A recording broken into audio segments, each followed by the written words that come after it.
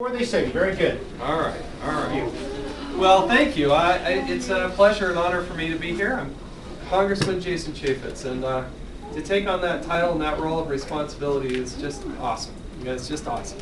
And it's an honor and a privilege to serve in the 111th Congress.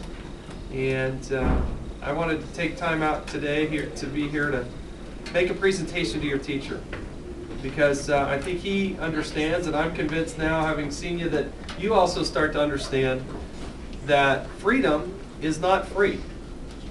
Freedom has to be earned. And freedom has to be defended and fought for. And the veterans of foreign wars throughout generations have been dedicating their lives and their time, talent, and effort to protect and serve this country. We've highlighted a couple of people who are serving right now, but how many of you have a relative? It could be a brother, sister, maybe a grandfather, uncle. How many of you have somebody who's served in the United States military in one form or another? Great-grandfather. Maybe? Yeah, absolutely, that counts. That's wonderful. Army, absolutely. Absolutely.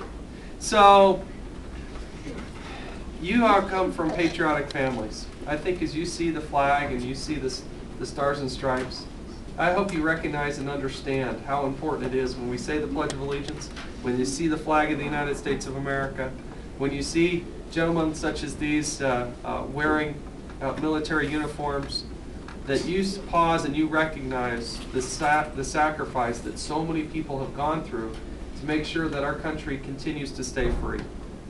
There have been millions and millions of people who have stepped up and served. There have been millions of people that have been hurt and who have been killed in the line of duty so that you can have the freedoms that you enjoy right here in Utah and right here in the United States of America.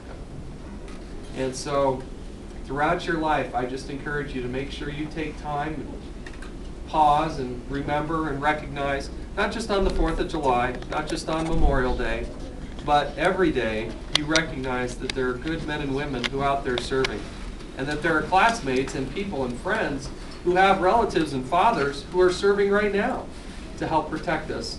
And that's got to be hard to not have your dad around, but I applaud him and your family for the service and the sacrifice, and I know how hard it must be to not have him home at night, but he's doing great work and we're proud of him. So, now we're also proud of your teacher. So, what do you think? Is he deserving of this award? Yeah! All right, come on over.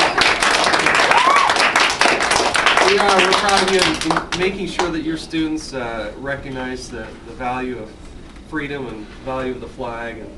And we cannot applaud you enough. Now, one of the great things I get to do as the United States Congressman is I get to request a flag, a real flag, that gets to be flown above the United States Capitol there in Washington, D.C. And so I have this presentation, a little certification here that this flag of the United States of America was flown above the Capitol on February 3rd, 2009. And so here's a certificate, and here's the real flag that flew above the Capitol as part of the way that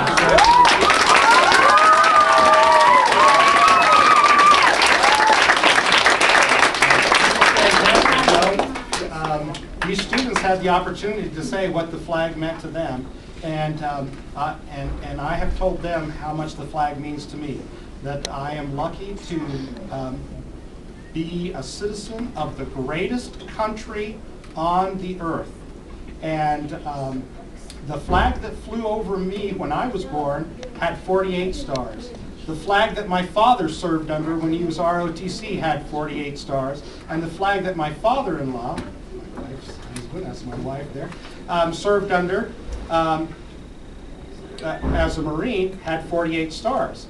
And so this is a 50-star flag, and Mr.